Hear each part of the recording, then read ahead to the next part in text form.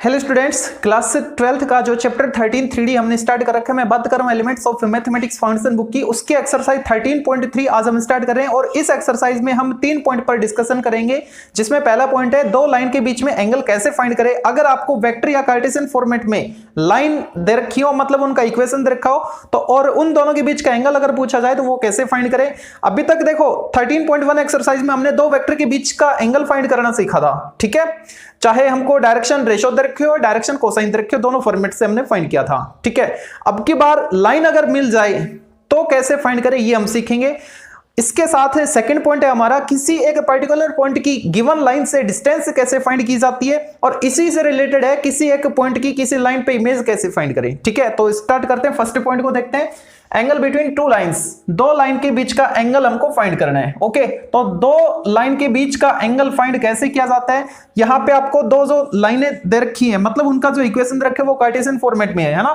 Vector format में दे या Cartesian format में दे, हम अच्छे से a1 b1 c1 a2 b2 c2 find कर पाएंगे।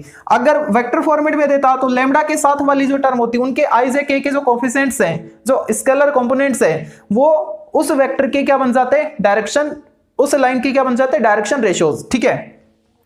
और ये हमने जब लाइन का इक्वेशन फाइंड करना सीखा था तब अच्छे से देखा था कि a1 b1 c1 से बनने वाला जो वेक्टर डायरेक्शन वेक्टर था, ठीक है, उसी के अलोंग ये लाइन जा रही थी। तो वापस से अगर मैं इसको लिखना चाहूं a1 b1 c1 को वेक्टर फॉर्मेट में, तो वो सपोज d1 है, ठीक है। d1 किसको डिनोट कर रहा है, ये जो लाइन जा रही है ना l1, इसके डायरेक्शन में डायरेक्शन वेक्टर आएगा। कब आएगा, जब इनके साथ में आई जे के अप्लाई कर दो, यानी a1 i cap plus b1 j cap plus c1 k cap, okay. ऐसे ही d2 के लिए डायरेक्शन वेक्टर क्या बनेगा, l2 के लिए सपोज d2 वेक्टर है वो, और वो क्या आएगा, a2 i cap plus b2 j cap plus c2 k cap, okay. ये जो लाइन थी, इनके बीच का एंगल जो मैंने थीटा लिखा है, ये हमको फाइंड करना है। और ये जो लाइन है, इनको वेक्टर फॉर्मेट में मैंने लिख दिया, इसका मतलब दो वेक्टर के बीच का एंगल, दोनों लाइनों के बीच का एंगल होगा, ठीक है। तो इन दो वेक्टर के बीच में जो एंगल होता है थीटा, वो हम फाइंड कर सकते हैं कैसे, कोस थीटा वाले रिलेशन से। इन दोनों वेक्टर का डॉट प्रोडक्ट और इनका मैग्नीट्यूड से आप डिवाइड कर दो, d1 और मैग्नीट्यूड ऑफ d2, ठीक है, ओके। तो यहां पे d1 डॉट d2 अगर मैं निकालूं तो वो क्या आएगा, a1 a2 plus b1 b2 plus c1 c2, और नीचे क्या आएगा इनका magnitude, root a1 square plus b1 square plus c1 square into second वाली जो वेक्टर है उसका मैग्नीट्यूड, यानी a2 square plus b2 square plus c2 square. किसकी इक्वल आया, कोस थीटा की इक्वल आया, ठीक है। ये तो तब जब हमको डायरेक्शन रेशो मिल रहे हैं। अगर इनके बजाय डायरेक्शन रेशो मिल रहे हैं, अगर इनके बजाय डायरेक्शन कोसाइन देता तो उस केस में क्या कर दे, यहां पे आपको एल एम एन मिलते। तो अगर एल एम एन मिलते मेरे को, तो डी कैसे क्रिएट होता, L1 i cap plus m1 j cap plus n1 k cap, ऐसे ये 2 2 2 हो जाते, एल एम एन के साथ सबस्क्रिप्ट में 2 लिख देते, ठीक है। तो यहां पे जो एल एम एन आपको मिलते, ठीक है, तो उनसे बनने वाला जो वेक्टर होता वो कैसा होता, वो यूनिट वेक्टर होता, ठीक है। और यूनिट वेक्टर होने की वजह से उनका मैग्नीट्यूड क्या हो जाता, 1। क्यों, यूनिट वेक्टर है तो उसका मैग्नीट्यूड 1 बनेगा। तो यहां पे हम क्या लेते, L1 L2 M1 M2 N1 N2 और नीचे 1 into 1, तो नीचे तो मारो गोली। तो हमको फॉर्मूला क्या मिलता, अगर डायरेक्शन कोसाइन यहाँ पे दिए होते तो L1 L2 plus M1 M2 plus N1 N2।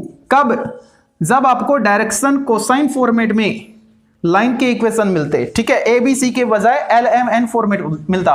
और अगर ए बी सी मिलते, मतलब डायरेक्शन रेशियोज मिलते, तो ये फॉर्मूला हम अप्लाई करते, ओके। तो ये फॉर्मूला है दो लाइन के बीच का एंगल फाइंड करने का, वही फॉर्मूला है। हमने क्या किया, इन लाइनों को वेक्टर फॉर्मेट में कन्वर्ट किया, उनके बीच का एंगल निकाल लिया, ठीक है। यूज क्या हुआ इसमें, ये जो पासिंग पॉइंट था, इसका कोई यूज नहीं हुआ, ठीक है। किन किन का यूज हुआ है, जो नीचे वाली वैल्यूज हैं, चाहे वो डायरेक्शन रेशो हो या फिर डायरेक्शन कोसाइन हो, कोसाइन के लिए ये और रेशो के लिए ये, और ये कहां मिलेंगी, या तो नीचे मिलेंगी कार्टेशियन फॉर्मेट है तो, और अगर वेक्टर फॉर्मेट में है तो लैम्डा के साथ वाली या फिर म्यू आपको मिलेगा, उसके साथ वाली जो वेक्टर मिलते हैं ना, उनके स्केलर कंपोनेंट्स ABC या LMN आपको लेने हैं, ठीक है। ओके, उसके बाद अब यहां पे देखो दो रिजल्ट हम फाइंड करते हैं, है ना, जब भी एंगल फाइंड करते हैं। क्या, अगर मान लो थीटा 90 हुआ, यानी ये दोनों परपेंडिकुलर लाइन हुई, ठीक है, थीटा इक्वल 90, तो क्या रिजल्ट मिलेगा, cos 90 0, ठीक है। तो ये वाली टर्म 0 की इक्वल आ गई, तो डिनोमिनेटर इधर आके 0 बन जाएगा, तो ऊपर न्यूमरेटर बचा, यानी A1 A2 plus B1 B2 plus C1 C2 equal 0। और इस केस में क्या बनता, इस केस में cos 90 यानी 0, तो ये वाली वैल्यू 0 की इक्वल आ जाती, यानी L1 L2 plus M1 M2 plus N1 N2 equal 0, ठीक है। और अगर ये दोनों लाइनें पैरेलल हो, यानी इनके बीच में एंगल क्या हो, 0, थीटा इक्वल 0 डिग्री, ओके। तो उस केस में पैरेलल वाली जो कंडीशन हमने यूज की थी, उसमें क्या आई थी, जो डायरेक्शन रेशियोज थे वो इक्वल आए थे, A1 A2 B1 B2 और C1 C2 के इक्वल था। और इनको हमने प्रोपोर्शनल फॉर्मेट में लिखा था, यानी A1 upon A2 equal B1 upon B2 equal C1 upon C2। ये दोनों ही कंडीशन ठीक है, ये वाली भी और ये वाली भी। क्यों, क्योंकि ये है क्या, डायरेक्शन रेशियोज है ना। जब आप डायरेक्शन रेशियो आपको मिलते हैं, सपोज 2 3 1, ये है A1 B1 और C1, ठीक है। अगर A2 B2 C2 उनका इनके साथ रेशियो कांस्टेंट आ रहा है, मतलब प्रोपोर्शनल है, ठीक है। सपोज 4 6 और 8 आ गया, तो इनको हम सिंप्लीफाई करेंगे तो वापस वही फॉर्मेट आएगा, ठीक है। तो आपकी बुक में तो ये रिलेशन रखा है, तो इसको भी हम यूज लेंगे। और जरूरत पड़ी पैरेलल वाले केस में तो हम ये वाला रिजल्ट भी काम लेंगे, यानी इनके डायरेक्शन रेशियोज इक्वल भी लेंगे, ठीक है। तो ये दोनों कंडीशन आपको याद रखनी, कब, जब दोनों लाइनें पैरेलल हो तब, ठीक है। ओके, आगे बढ़ते हैं। अब जो नेक्स्ट पॉइंट था वो तो था हमारा किसी पॉइंट की लाइन से डिस्टेंस कैसे फाइंड करें, लेकिन उसको समझने से पहले आपको पैरामीट्रिक कोऑर्डिनेट समझने होंगे। कोई भी आपको मान लो एक लाइन रखी है और उस लाइन का इक्वेशन इस फॉर्मेट में x minus x1 upon a equal y minus y1 upon b equal z minus z1 upon c। तो पैरामीट्रिक फॉर्मेट का मतलब है कि ये जो x y z की वैल्यूज जो आएंगी ना, वो किसी एक नए पैरामीटर फॉर्मेट में आप ले आओ, सपोज लैम्डा, ठीक है। तो यहां से x को हम लैम्डा की फॉर्मेट में लिख सकते हैं, y को भी लिख सकते हैं, z को भी लिख सकते हैं, ठीक है। तो यहां से अगर मैं x फाइंड करना चाहूं तो क्या आएगा, a लैम्डा, और ये इधर आएगा तो प्लस x1, y क्या आएगा मेरे पास, b लैम्डा प्लस y1, और z क्या आएगा, c लैम्डा प्लस z1। तो ये जो x y z कोऑर्डिनेट है, फाइनली वो लैम्डा की फॉर्मेट में क्या आ गए, a lambda plus x1 comma b lambda plus y1 comma c lambda plus z1, ठीक है। तो ये जो कोऑर्डिनेट आए, ये कोऑर्डिनेट इस लाइन को सेटिस्फाई करेंगे, ठीक है। ओके, ये ध्यान रखना आपको। तो ये जो हमने कोऑर्डिनेट फाइंड किए, इन्हीं को बोलते हैं parametric coordinate of A line. बोलो, होते तो पॉइंट के कोऑर्डिनेट है, लेकिन वो पॉइंट उस लाइन पर लाई कर रहे हैं, ठीक है। तो जो गिवन लाइन होगी उसमें आपके पास ए बी सी भी होंगे, अगर लाइन का इक्वेशन रखा है तो पासिंग पॉइंट भी होंगे आपके पास, ठीक है। वो वैल्यू अगर मैं यहाँ पे पुट कर दूं तो लैम्डा की वैल्यू आ जाएगी, है ना। वो डिपेंड करता है क्वेश्चन में क्या कंडीशन रखी है, उसके हिसाब से हम इसको लेके चलेंगे, ठीक है। अब हम आते हैं अपने सेकंड पॉइंट पे, और सेकंड पॉइंट क्या था, किसी एक पॉइंट से किसी लाइन की अगर डिस्टेंस फाइंड की जाए तो वो कैसे करें। और पॉइंट से लाइन की डिस्टेंस मतलब इस पॉइंट से इस लाइन पे परपेंडिकुलर ड्रॉप कर लो आप, ठीक है। तो ये डिस्टेंस हमको निकालनी है। सपोज ये पॉइंट P था मेरे पास और ये लाइन है मेरे पास XY लाइन, ठीक है। तो अगर ये पॉइंट मेरे पास आ जाए, M पॉइंट आ जाए, P पॉइंट मेरे को दे रखा है, तो PM डिस्टेंस फॉर्मूला से मैं फाइंड कर पाऊंगा, ठीक है। यानी M पॉइंट को हम क्या बोल रहे हैं यहाँ पे, फुट ऑफ परपेंडिकुलर, मतलब हमको हर हाल में फुट ऑफ परपेंडिकुलर फाइंड करना पड़ेगा। अगर फुट ऑफ परपेंडिकुलर हमने फाइंड कर लिया तो ये डिस्टेंस फाइंड करना काफी इजी हो जाएगा, ठीक है। तो फुट ऑफ परपेंडिकुलर पर पूरा आपको फोकस करना है ना। ऐसे ही जो तीसरा पॉइंट है हमारा वो क्या है, ये कोई एक लाइन है एज ए मिरर, और इस पॉइंट की इमेज आपको फाइंड करनी है। सपोज ये P है, ठीक है। इस पॉइंट की इमेज आपको फाइंड करनी है इस लाइन के रेस्पेक्ट में। सपोज यहाँ पे बन रही है वो P डैश है, तो P डैश के कोऑर्डिनेट आपको फाइंड करने के लिए बोले गए, है ना। तो हम क्या यूज करेंगे, वो जो इस पे परपेंडिकुलर होगी, और मिरर की प्रॉपर्टी होती है, मिरर प्रॉपर्टी से क्या कि ये जो इमेज है ये जो इमेज है ये इस मिरर से उतनी दूर होती है जितना ये पॉइंट इस मिरर से था। इसका मतलब अगर मैं इसको m बोल दूं तो m जो है इस मिरर xy का क्या बनेगा, मिड पॉइंट बनेगा। यानी उस केस में भी हमको m फाइंड करना पड़ेगा, यानी ये फुट ऑफ परपेंडिकुलर हमको फिर से फाइंड करना पड़ेगा। अगर फुट ऑफ परपेंडिकुलर आ गया, ये पॉइंट हमारे पास गिवन है, 2 पॉइंट है हमारे पास, m यहाँ पे मिड पॉइंट है, ठीक है, तो इसके कोऑर्डिनेट हम इजीली फाइंड कर पाएंगे। दोनों के x को प्लस करेंगे अपॉन 2 इक्वल इसका x कोऑर्डिनेट, दोनों के y को प्लस करेंगे अपॉन 2 इक्वल इसका y कोऑर्डिनेट, ऐसे ही z वाला आ जाएगा। यानी पूरे का पूरा डिपेंड कर रहा है फुट ऑफ परपेंडिकुलर पे, इस पे। तो अब हमको क्या समझना चाहिए, फुट ऑफ परपेंडिकुलर क्या है ये समझना चाहिए। है क्या वो आपको समझ में आ गया। किसी एक लाइन पर किसी एक पॉइंट से हम परपेंडिकुलर ड्रॉप करते हैं तो उसके जो कोऑर्डिनेट है, ठीक है, वो कैसे फाइंड करें। तो वो 2 तरीके से कर सकते हैं। एक तो ये कि ये किसी न किसी रेशो में डिवाइड करेगी, ठीक है, वो वाला मेथड जो आपने प्रीवियस एक्सरसाइज में देखा था, काफी लेंथी था, है ना। और यहाँ पे हम इसको शॉर्ट एंड स्वीट, ठीक है, उस मेथड से सोल्व करेंगे। तो ये पैरामीट्रिक फॉर्मेट आपको ध्यान रखना है, ये यहाँ पे काम आएगा। तो अब देखते हैं फुट ऑफ परपेंडिकुलर कैसे फाइंड करें इस m के कोऑर्डिनेट। तो यहाँ पे हमको पैरामीट्रिक फॉर्म यूज करनी होगी, तो इसको इक्वल मैंने लैम्डा ले लिया, ठीक है। और ये जो पॉइंट m है ये इस xy लाइन पर लाई कर रहा है, तो इस लाइन पर लाई करने वाले पॉइंट के पैरामीट्रिक फॉर्मेट में कोऑर्डिनेट हम अच्छे से जानते हैं, है ना। तो यहाँ से xyz जो आपको लैम्डा की फॉर्मेट में वैल्यू मिलेगी xyz की, ठीक है, वही क्या होंगे, m के कोऑर्डिनेट लैम्डा के फॉर्मेट में आएंगे, ठीक है। तो यहाँ से m के कोऑर्डिनेट अगर मैं लिखना चाहूँ तो m के कोऑर्डिनेट क्या आएंगे, a lambda plus x1, a lambda plus x1, ये तो इसका x कोऑर्डिनेट आ गया m का। ऐसी y कोऑर्डिनेट क्या आएगा, b lambda plus y1, b lambda plus y1, और c कोऑर्डिनेट क्या आएगा, सॉरी z कोऑर्डिनेट क्या आएगा इसका, c lambda plus z1, c lambda plus z1, ठीक है। तो m के कोऑर्डिनेट हमको मिल गए लैम्डा की फॉर्मेट में। ये चीज आपको पता है कि ये जो लाइन है ये इस पर परपेंडिकुलर है, तो अगर 2 लाइन परपेंडिकुलर है तो उस केस में a1 a2 plus b1 b2 plus c1 c2 equal 0 लेके चलते हम, तो वहां से लैम्डा आ जाएगा ना, ठीक है। लैम्डा आ गया, इसका मतलब m के कोऑर्डिनेट आ गए। क्यों, क्योंकि इस गिवन लाइन से a b c की वैल्यू है आपके पास, और ये किस पॉइंट से पास हो रही है, वो पासिंग पॉइंट भी x1 y1 z1 भी है आपके पास, ठीक है। ये 2 चीज तो है आपके पास। अगर आपको लाइन का इक्वेशन रखा है तो ये दो चीज तो आपको मिल गई है। यानी यहाँ पे अननोन वैल्यू लैम्डा है बस। अगर लैम्डा की वैल्यू आप फाइंड कर लोगे तो आपका काम इजी हो जाएगा, ठीक है। तो उसी लैम्डा की वैल्यू फाइंड करने के लिए क्या चीज हम यूज करने वाले हैं, ये वाली लाइन और ये वाली परपेंडिकुलर है। तो इस लाइन के direction ratios suppose a1 b1 और c1 है, और इस लाइन के डायरेक्शन रेशोज हमारे पास हैं, ठीक है। तो इन दोनों के प्रोडक्ट का सम 0 के इक्वल आएगा। यानी a1 into a plus b1 into b plus c1 into c equal 0 हम लेके चलेंगे। अब आप बोलोगे सर ठीक है, इस लाइन के तो a b c हैं हमारे पास, लेकिन a1 b1 c1 ये कहाँ से आएंगे। तो अगर m के कोऑर्डिनेट आपके पास लैम्डा फॉर्मेट में मिल रहे हैं, यानी x कोऑर्डिनेट है आपके पास, इसका y कोऑर्डिनेट है, इसका z कोऑर्डिनेट है, तो इस pm के डायरेक्शन रेशो निकाल पाओगे आप। ये जो गिवन पॉइंट है ये आपको मिलेगा इस पॉइंट से, ठीक है। इस पॉइंट से परपेंडिकुलर ड्रॉप कर रहे हो ना, तो वो पॉइंट देगा आपको।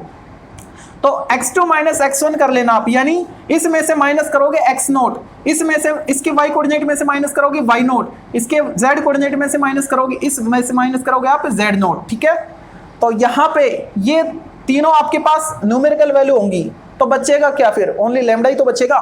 तो इस रिलेशन में पुट करके आप लैम्डा की वैल्यू भी निकाल लोगे। लैम्डा आपके पास आ गया, उस लैम्डा की वैल्यू को यहाँ पे और यहाँ पे पुट कर दो तो m के कोऑर्डिनेट आ जाएंगे, यानी फुट ऑफ परपेंडिकुलर आ जाएगा आपके पास, ठीक है। और अगर फुट ऑफ परपेंडिकुलर आ गया आपके पास, उसके बाद डिस्टेंस फॉर्मूला अप्लाई करो, ठीक है। डिस्टेंस फॉर्मूला अप्लाई करोगे तो pm आ जाएगा। pm आ गया मतलब पॉइंट की इस लाइन से परपेंडिकुलर डिस्टेंस आ गई। सेकेंड पॉइंट आपने कर लिया, ठीक है। ऐसे ही तीसरा पॉइंट क्या था हमारे पास, ये वाला इमेज ऑफ ए पॉइंट। ये पॉइंट P है, इस पॉइंट की इमेज आपको फाइंड करनी है, ठीक है। ये जो लाइन है ये एज ए मिरर आपको यूज में लेनी है, x minus x1 upon a, y minus y1 upon b और z minus z1 upon c, ये इसका इक्वेशन है, ओके। तो इस पॉइंट की जो मिरर बनेगी, सॉरी इस पॉइंट की जो इमेज बनेगी उसके कोऑर्डिनेट आपको फाइंड करनी है। तो परपेंडिकुलर ड्रॉप करोगे, ओके। और ये आपको इस मिरर प्रॉपर्टी से पता है कि ये जो इमेज बन रही है सपोज P डैश, वो इस M पॉइंट से उतनी डिस्टेंस पे है जितना P पॉइंट M पॉइंट से डिस्टेंस पे था, यानी ये डिस्टेंस और ये डिस्टेंस इक्वल है। इसका मतलब M क्या है, मिड पॉइंट है। M के कोऑर्डिनेट आपको फाइंड करने हैं। M के कोऑर्डिनेट इस वाले मेथड से फाइंड करोगे आप। M के कोऑर्डिनेट आ गए तो मिड पॉइंट आ गया, मिड पॉइंट आ गया, और एक आपको एंड पॉइंट मिल रहा है, दूसरा एंड पॉइंट आप फाइंड कर लोगे थोड़ी देर पहले मैंने बताया वैसे, ठीक है। तो अब इस एक्सरसाइज पर बेस्ड क्वेश्चन से सोल्व करते हैं। तो अब देखते हैं एक्सरसाइज 13.3 और 13.3 एक्सरसाइज का लेक्चर फर्स्ट है। ये फर्स्ट क्वेश्चन देखते हैं, इसके 3-4 पार्ट है।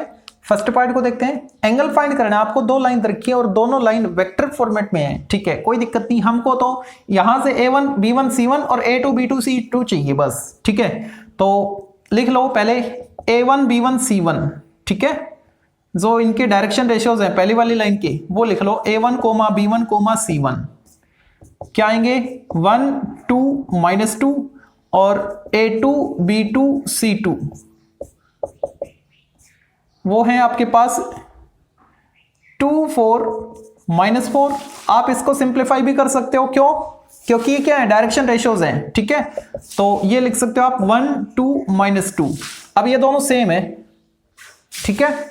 सेम होने का मतलब क्या है, सेम होने का मतलब है डायरेक्शन रेशियो सेम, इसका मतलब वो दोनों क्या बनेंगी, कोइंसाइड बनेंगी, ठीक है। या फिर आप उसको पैरेलल भी बोल सकते हो। देखो कैसे बनेंगी, या तो आप फॉर्मूला अप्लाई कर लो, या फिर दोनों रेशियो सेम आ रहे हैं, ठीक है। मतलब इसके कोऑर्डिनेट इस वाले वेक्टर के डायरेक्शन रेशियो इसके दोनों इक्वल है ना, और इक्वल होते हैं तो हम क्या बोलते हैं A1/A2 equal B1/B2 equal C1/C2, यानी पैरेलल वाली कंडीशन। चलो आप एंगल फाइंड करना है तो करो cos थीटा से। cos theta equal A1A2 plus B1B2 plus C1C2 क्या आएगा 1 × 1 1 प्लस 2 × 2 4 और -2 प्लस 4, और नीचे क्या आएगा √1² प्लस 4 प्लस 4, और ये यहां पे आएगा 1 + 4 + 4, ठीक है। कितना बढ़ गया ऊपर 9, कितना आ गया 9, ठीक है, ओके।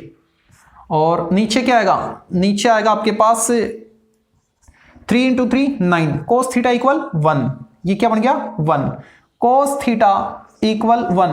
इसका मतलब थीटा क्या परपेंडिकुलर, सॉरी परपेंडिकुलर नहीं 0, थीटा क्या आ गया 0 डिग्री, ठीक है, ओके। इसको देखो तो इस वाले में आपको थोड़ा सिंप्लीफाई करना पड़ेगा, क्यों, क्योंकि इसने लैम्डा इसी में इंक्लूड कर दिया है ना, एक IJK वाला एक वेक्टर बना के दे दिया, तो आपको इसको थोड़ा सिंप्लीफाई करना पड़ेगा। उसको तो सही लिख रखा है, ठीक है।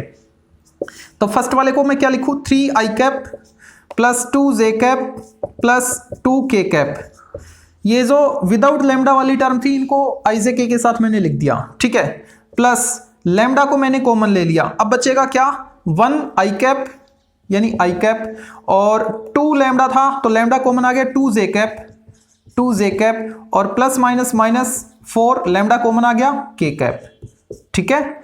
यहां से A1 B1 C1 आपके पास आ गए, क्या आ गए 1 2 -4, ठीक है, और वहां से A2 B2 C2 वो भी आपके पास, और A2 B2 C2 की वैल्यू क्या है म्यू के साथ जो लिख रखा है 3 2 -6, ओके 3 2 -6।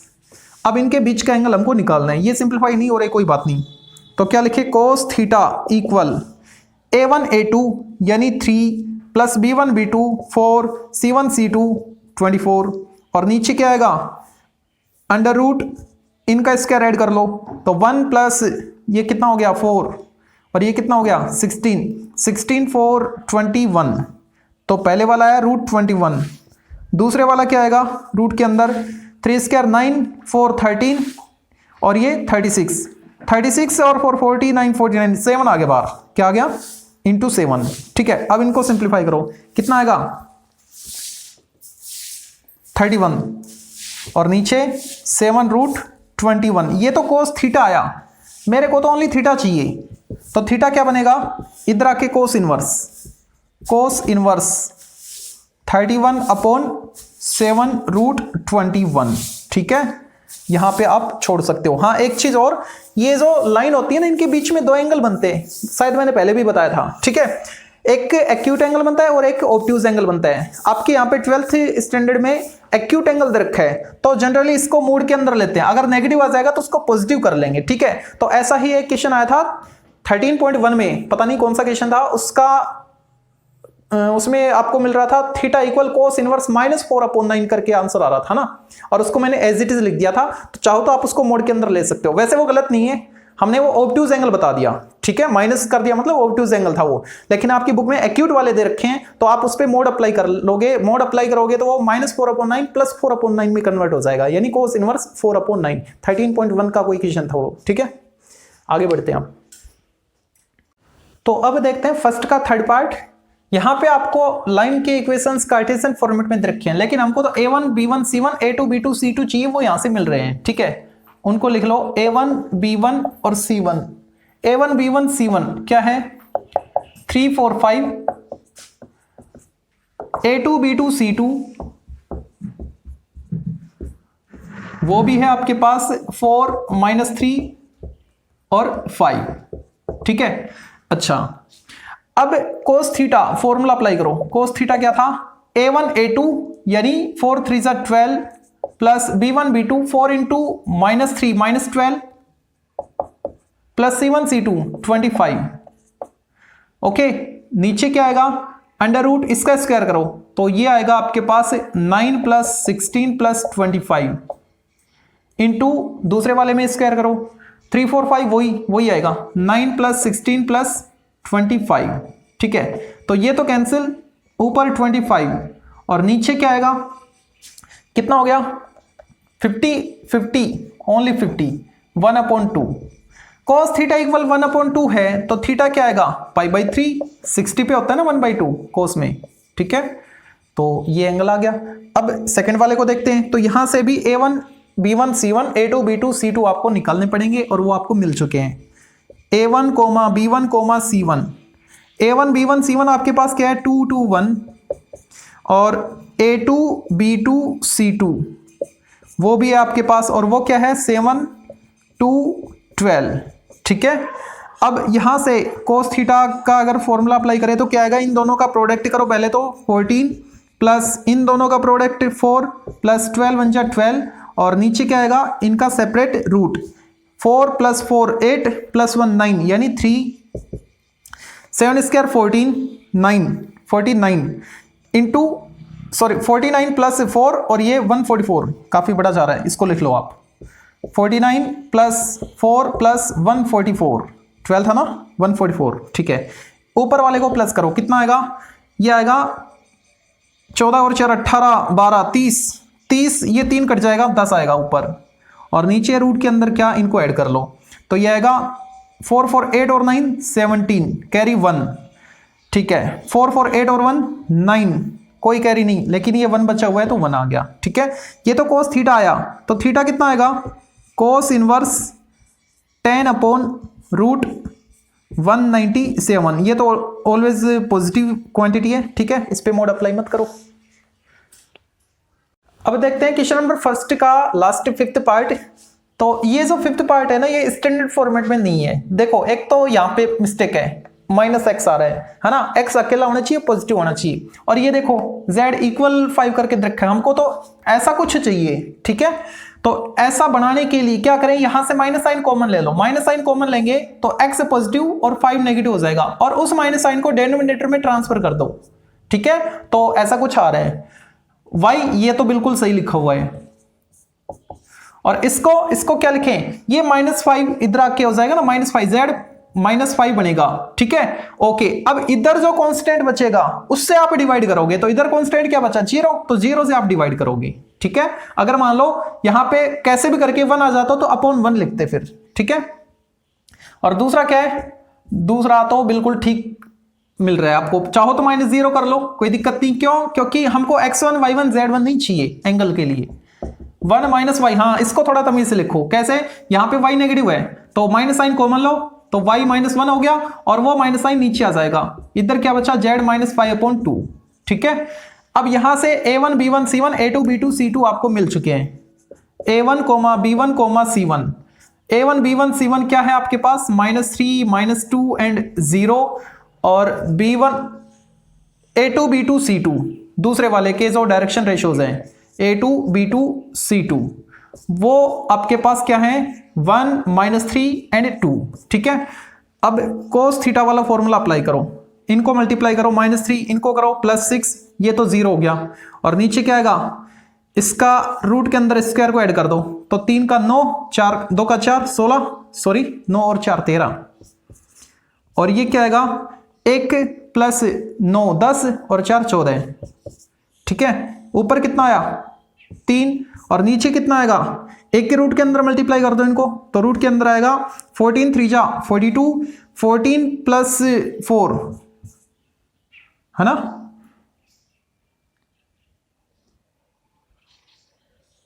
18 आएगा, 18, 14 + 4 18। ठीक है, इसको क्या लिखें, ये किससे डिविजिबल है 2 के अलावा, 2 9 जा 1 जा 2 3 से 1 नहीं आ रहा, छोड़ो तो।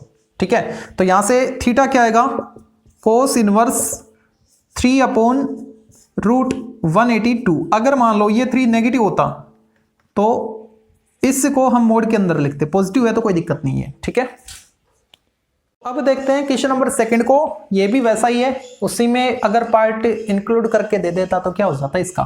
Find the angle between the pair of lines having direction ratios. अब की बार तो आपको ये कह रहा है ये A1 B1 C1 है, ये A2 B2 C2 है, बस सीधा एंगल फाइंड कर दो। ओके, तो cos थीटा आएगा क्या, वो आप लिख लेना, A1 B1 C1 ये है, A2 B2 C2 ये है। ठीक है, cos थीटा क्या आएगा, इन दोनों का प्रोडक्ट A1 × A2 -15 और -48 और +65, और नीचे क्या आएगा, नीचे आएगा इसका स्क्वायर करो तो ये तो बड़ा आ जाएगा 25 144 और 169। ठीक है, अच्छा, और इनटू इस वाले का स्क्वायर 345 वाले का, तो कितना आएगा 9 16 25, ये तो 50 बन गया। ठीक है, cos थीटा इक्वल, इनको सोल्व करो तो कितना आएगा, 8 और 5 13, कैरी 1, 4 5 6 63, 2 बचा ऊपर। ठीक है, और नीचे क्या, इनको प्लस करो और इनको प्लस करे तो क्या आएगा, 9 और 4 13 और 5 18, कैरी 1, 4 4 10 2 12 और 1 13, कैरी 1 3। ठीक है, और ये √50। अब ये 2 से डिविजिबल है, ये भी 2 से डिविजिबल है, तो 2 निकल गया बाहर। ठीक है, वो इससे कट जाएगा। देखो क्या आएगा, इसको क्या लिखें, इसको लिख सकते हैं 2 × कितना बचा, फैक्टर करो इसके, तो ये आएगा 2 1 जा 2 6 16 और 9 1 6 9 13 का, तो 2 × 13 × 13, तो ऐसा करो √2 और 13 का स्क्वायर था तो 13 बार आ गया। ऐसे ही इसको क्या लिखे, √2 × 25, रूट के अंदर 12 आएगा तो 5, √2 2 बन गया, तो ऊपर 1 नीचे 65। ये तो cos थीटा आया, हमको तो इनके बीच का एंगल थीटा फाइंड करना है। अगर हमने थीटा इनके बीच का एंगल ले लिया तो थीटा क्या आएगा, cos इनवर्स 1/65। ठीक है, ऐसे इसको करना है। इसमें कैलकुलेशन थोड़ी सी टिपिकल हो सकती है, थोड़ी सी, है ना, क्योंकि रूट में दिख रहा है, क्या पता इजी बन जाए। देखो cos थीटा इक्वल 1 से करोगे तो यही आएगा √3 - 1, 1 से करोगे ये आएगा -√3 और -1, 2 से करोगे तो 8 आएगा। हाँ, ये तो इजी बनने लग गया, देखो ऐसे कट गया ना, इजी बनेगा। और नीचे क्या आएगा, 4 + 5 + 6 √6। अच्छा, इसमें क्या आएगा, इसका स्क्वायर करोगे तो क्या आएगा, तो ये आपको मिलेगा 3 + 1 - 2ab यानी -2√3, और इसका स्क्वायर करोगे तो क्या आएगा, दोनों माइनस स्क्वायर करोगे प्लस में आएगी, तो प्लस में आएगा क्या 3 + 1 + 2√3, और ये बन गया 16, ये भी इजी हो गया। ठीक है, ऊपर कितना आया 2, माइनस करो 8 में से 6, और नीचे √6। ओके, और ये कितना हो गया, 3 और 1 4 और 4 8 24 24, यानी √6 × 4। ठीक है, तो √6 × √6 6, वो इससे कट गया 1, √4 यानी 2, cos थीटा इक्वल 1/2, तो थीटा कितना π/3 यानी 60 डिग्री। तो इन दोनों के बीच का एंगल कितना है, 60 डिग्री है। अब देखते हैं क्वेश्चन नंबर 3 को, और इसमें आपको प्रूव करने के लिए बोल रखा है, 2 लाइन के इक्वेशन आपके पास है, ठीक है, और ये बोल रहे हैं कि ये दोनों परपेंडिकुलर होंगे एक दूसरे पे, प्रूव करो। अगर हमको ये परपेंडिकुलर प्रूव करना है तो a1 a2 plus b1 b2 plus c1 c2 0 आ जाना चाहिए। तो सबसे पहले a1 b1 c1 लिख लो, a1 b1 और c1 वो क्या है आपके पास 7 -5 और 1। ओके, ऊपर ध्यान रखना x सिंगल होना चाहिए, पॉजिटिव होना चाहिए, बिल्कुल सही है, इसमें भी सही है, ठीक है। और बात करें a2 b2 c2 की, तो a2 b2 c2 उसकी वैल्यू क्या है आपके पास 1 2 3 है, ठीक है। अब a1 a2 plus b1 b2 plus c1 c2 ये फाइंड कर लो, ये 0 आ जाना चाहिए। तो 7 × 1 7 प्लस माइनस माइनस 5 2 10 और प्लस 3 1 3 कितना आएगा 0 आ रहा है, ठीक है। इसकी वैल्यू क्या आ रही है 0 आ रही है। इसका मतलब ये दोनों लाइनें कैसे परपेंडिकुलर है, hence given both lines are perpendicular to each other, hence prove।